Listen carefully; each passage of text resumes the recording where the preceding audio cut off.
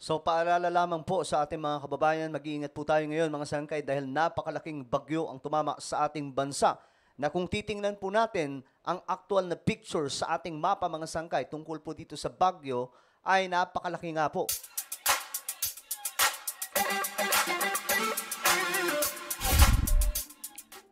Hello, magandang oras po sa inyong lahat. I hope na okay lamang po kayo dyan ngayon sa inyong kinalalagyan mga sangkay. At muli, nagpapaalala po tayong lahat na mag-iingat po ang mga kababayan po natin, especially mga sangkay, yung mga malalapit po sa lugar na dinadaanan po ng ragasa ng tubig, baha. Dahil hindi po basta-basta ito ngayong bagyo na tumama dito sa Pilipinas, mga sangkay.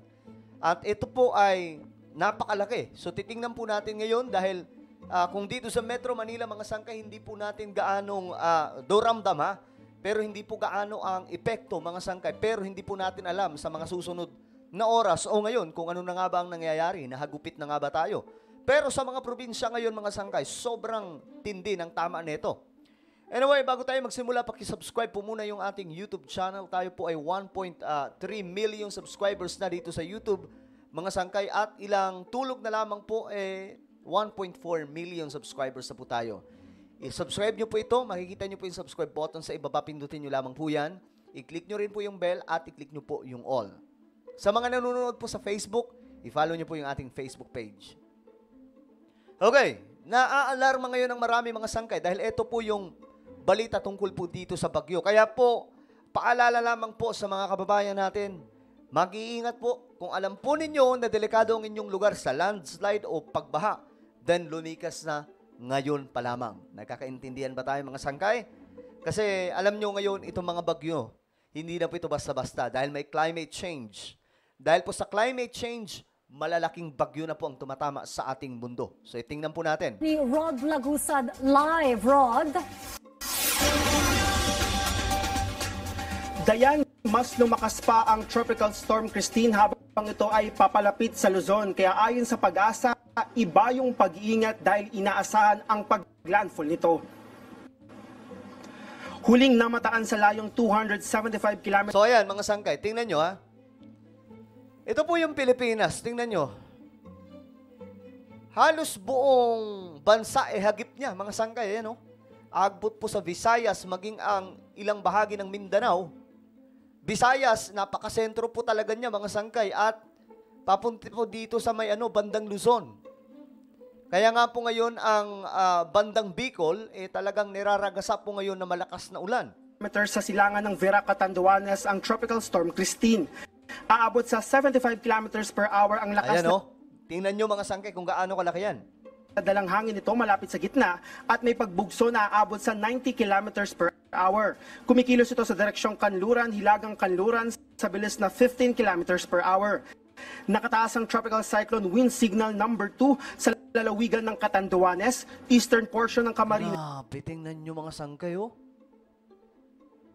Halos buong Pilipinas ang sakop nito mga sangkay. Pero siyempre, mas malaki pa rin po yung Yolanda.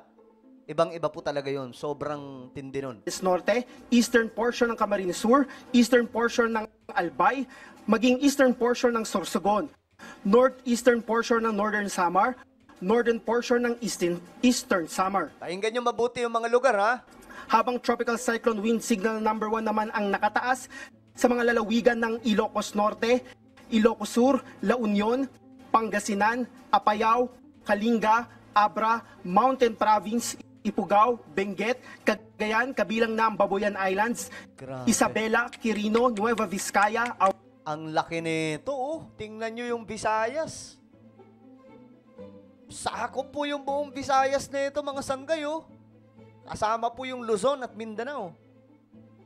Aurora, Nueva Ecija, Tarlac, Zambales, Bataan, Pampanga, Bulacan, maging ang Metro Manila, Cavite, Laguna, Batangas, Rizal, Quezon, kabilang ng Pulilo Islands, Oriental Mindoro, kabilang Lubang Islands, or Occidental Mindoro, kabilang Lubang Islands, maging Oriental Mindoro, Masbate, kasama Anticaw at Burias Islands, Marinduque, Romblon, na labing bahagi ng mga lalawigan ng Camarines Norte, Camarines Sur, Albay, Sorsogon, Eastern Samar, Northern Samar, ang lalawigan ng Samar, Leyte, Biliran, Southern Leyte, Dinagat Islands, ang Surigao del Norte kabilang na ang Siargao Bukas Grande Group.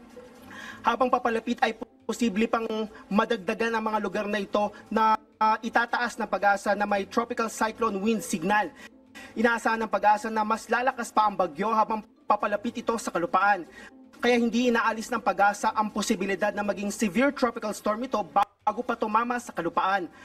Malawak ang sirkulasyon ng bagyo na aabot sa higit 700 Ganun nga siya mga sangkay, sobrang laki nga po niya. kilometers na kahit nasa katubigan pa ang sentro ng bagyo, ay naaabot na nito ang maraming bahagi ng bansa. Grabe. Sobrang laki kasi mga sangkay, no?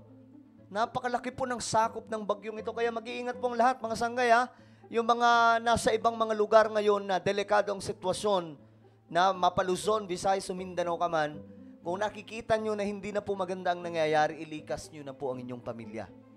Inaasahan na maaring maglandfall ang bagyong Christine sa mga lalawigan ng Isabela o Aurora bukas ng gabi. Ayon sa pag-asa, inaasahang intense hanggang torrential rain na maaring maranasan ngayong araw sa Catanduanes, Camarines Intense, mga sangkay. Norte, Camarines Sur, Albay, Sorsogon at Northern Samar. Grabe. Tingnan nyo mabuti mga sangkay yung mapa natin. Tingnan nyo kung gaano kalaki yan na bagyo, mga sangkay. So mag-iingat po ang lahat. Hindi pa po kasama dyan yung hangin, ha?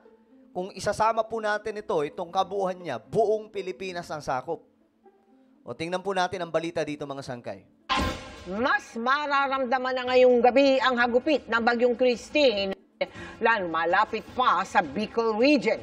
Baka nga mga sangkay, dito sa Metro Manila, sa oras na ito, hinahagupit na rin po yung ibang mga lugar, mga sangkay. So, maging ready lamang po tayo, mapa Metro Manila man o mga probinsya, mag-iingat pong lahat.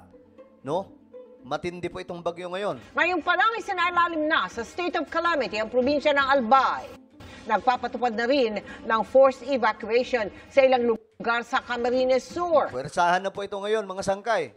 Mula sa bayan ng Pili, nakatutok live si John Consulta. John, kamusta na yung sitwasyon dyan, John?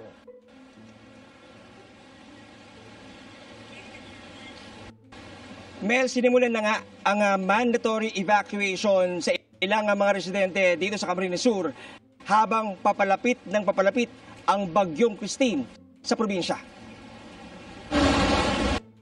Ang matindi na ito, mga sangkay, ayon po dito, hindi pa talaga ito totally yung hagupit na malala, mga sangkay. Pero, tingnan nyo po yung tama. Kasi sobrang laki na eh. Ganito kalakas ang ragasan ng baha sa Del Gallego, Camarines Sur.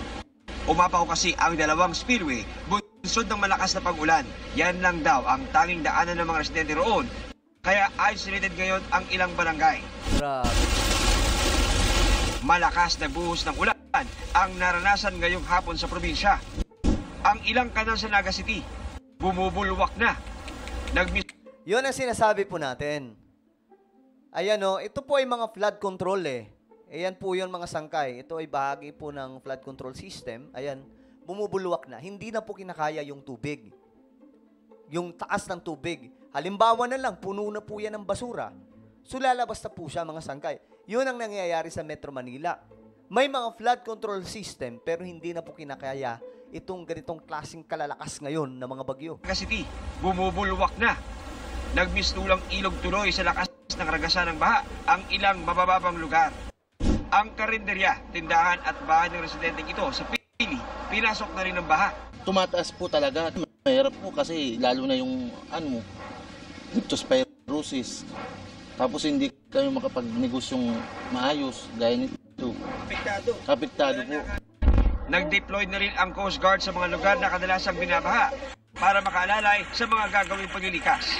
With Grabe. support ng province of the Camarines Sur, willing silang ipagamit din yung water assets nila na imamand ng Philippine Coast Guard, and then buong Camarines Sur po is i-accommodate po ng Philippine Coast Guard. Sa bayan ng Baaw, nagdulot ng mabigat na daloy ng trapiko ang pagbaha. Sinimulan na rin ang paglilikas sa mga residente Grabe. sa mga flood-prone at critical areas sa lalawigan. Ayun, ngayon pa lang mga sangkay ha, mag-iingat po talaga ang lahat. Naway, mas iligtas nyo ang inyong mga sarili kaysa sa mga gamit o anumang ari-arian na mayroon kayo. Tulad sa Kadlan, Pili, Camarines Sur, iniutos na rin ang forced evacuation sa ilang mga lugar So, na malapit pwersahan sa na, ilog. mga sangkay. Lalo pat madaling araw inaasahang lalapit na gusto. Okay, madaling araw. So ngayon po ay madaling araw. Okay? Mag-iingat po ang lahat. So today, matindi na po ang pagragasa ngayon ng bagyo. So ngayon, I hope na nakalikas na po kayo. Bagyong Christine sa probinsya. Yung goal namin bago mag 6 p.m., lahat ng critical families na is-safe na para by bukas, yung palaging goal ng CAMSUR na zero casualty ay ma-attain. Nagdeklara na ngayong araw ang provincial government ng Albay ng state of calamity.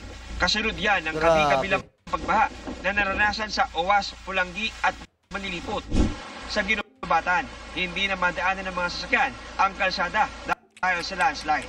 My goodness. May nasira ring bahay. Grabe oh, inanod. Grabe. Nagbabala naman ang PHIVOLCS sa posibleng lahar na galing sa Bulkang Mayod na maaring idulot ng malakas na pag-ulan.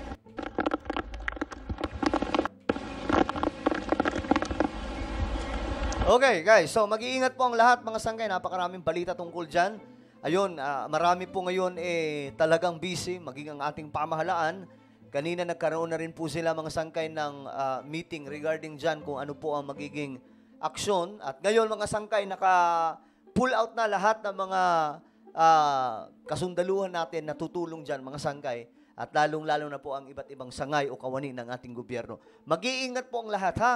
Kasi itong bagyo ngayon, malakas na po talaga. Ito na po yung epekto ng climate change.